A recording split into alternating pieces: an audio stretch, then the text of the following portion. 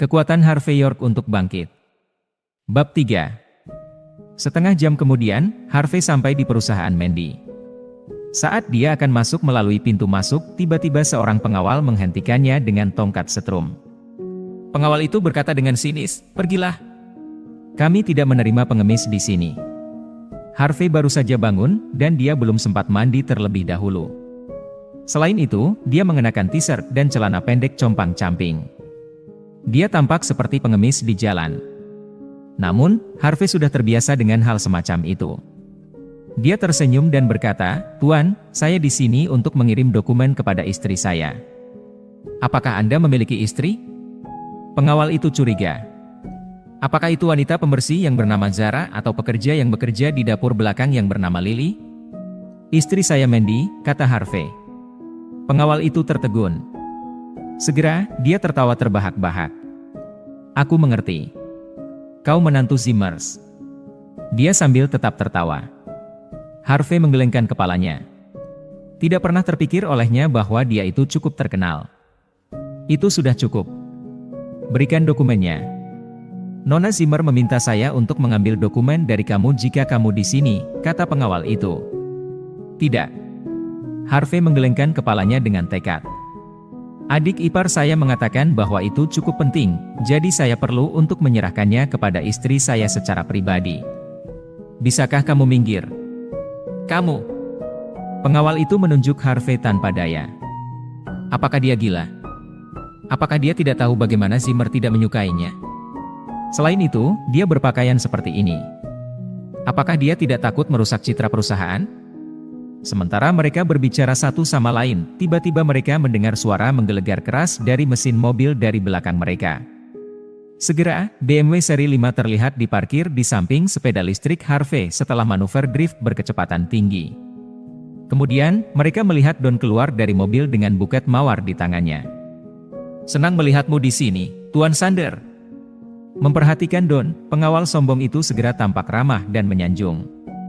Dia segera berkata, "Tuan Sander, silakan berjalan ke arah sini. Nona Zimmer sudah lama menunggumu di kantor." Don mengangguk padanya.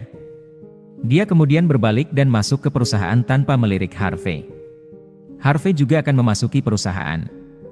Namun, pengawal itu mengangkat tongkat setrumnya dan menghalangi jalan Harvey lagi. "Apa maksudmu? Mengapa dia diizinkan masuk ke perusahaan sementara saya tidak?" Harvey menatap pengawal itu dan bertanya.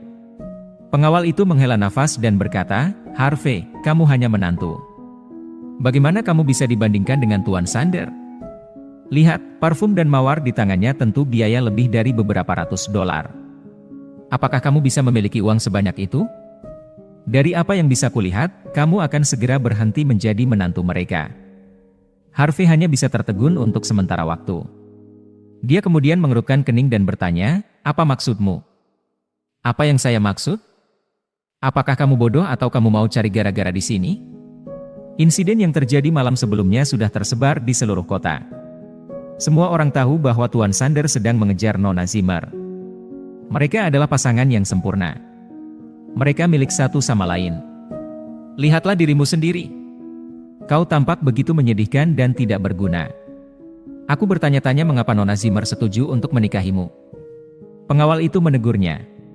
Sementara itu, lift di lobi perusahaan terbuka. Mandy berjalan keluar dari lift dengan gaun bermotif bunga. Dia terlihat sangat cantik dan menawan. Pada saat itu, dia melihat Don. Dia tersenyum dan mengangguk padanya. Kemudian dia berkata, "Tuan Sander, saya sudah menunggu Anda selama beberapa waktu." Don menyipitkan matanya, dan kilatan keserakahan terlihat jauh di matanya. Itu hampir tidak dapat dibedakan.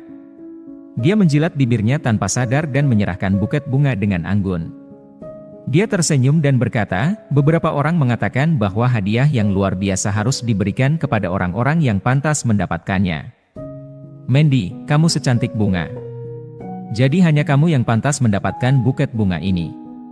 Mandy sedikit mengerutkan kening. Dia masih ingat kejadian yang terjadi malam sebelumnya.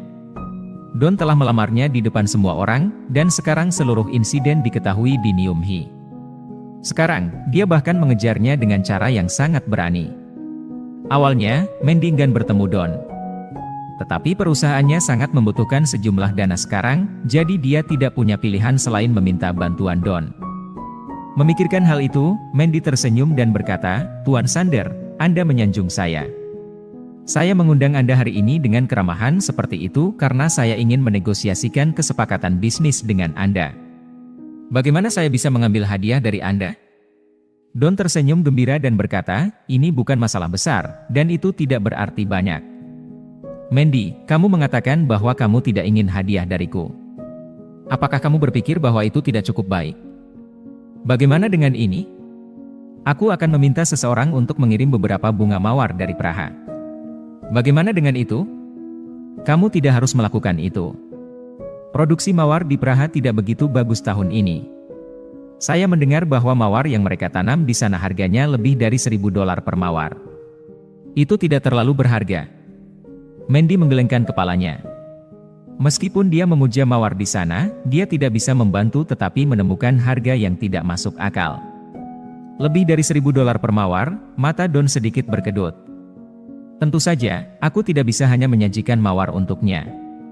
Aku memiliki lebih dari 100 mawar di sini di tanganku. Jika aku ingin memberinya hadiah, aku harus memiliki sebanyak ini. Oleh karena itu, biayanya lebih dari $2 juta.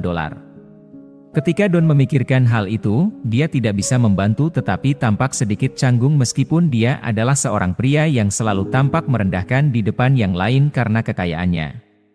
Namun, pada saat itu, Harvey yang berdiri di luar lobi akhirnya bisa berhasil melewati pengawal dan menerobos masuk ke lobi. Dia menyambar buket bunga di tangan Don dan melemparkannya ke lantai. "Sayang, jangan mengambil sesuatu dari orang lain. Jika kamu suka mawar, aku akan membelinya untukmu. Ini hanya mawar biasa." Tanpa sadar, Harvey menjadi cukup berani. Dia meraih tangan Mandy yang lembut dan kecil dan menyeretnya ke arah lift. "Harvey, lepaskan aku. Omong kosong macam apa yang kamu katakan?"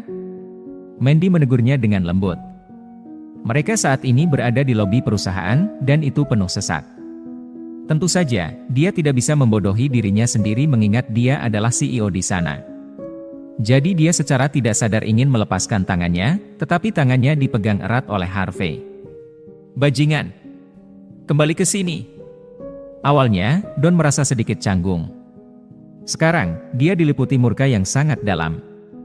Bahkan, dia memilih buket bunga itu dengan sangat hati-hati karena harganya lebih dari $1.000. Dia pasti akan marah mengingat bunga itu dilemparkan ke lantai begitu saja. Yang lebih penting di sini adalah bajingan itu memegang tangan Dewiku. Bahkan aku sendiri belum bisa memegang tangannya. Kau merusak bungaku. Apakah kamu mampu mengimbangi itu? Siapa kau? Don memukul pintu lift dengan tangan kirinya dan memaksa pintu terbuka lagi. "Sialan! Kamu lebih baik memberi saya penjelasan sekarang. Jika tidak, kamu harus membayar harga yang mahal untuk itu."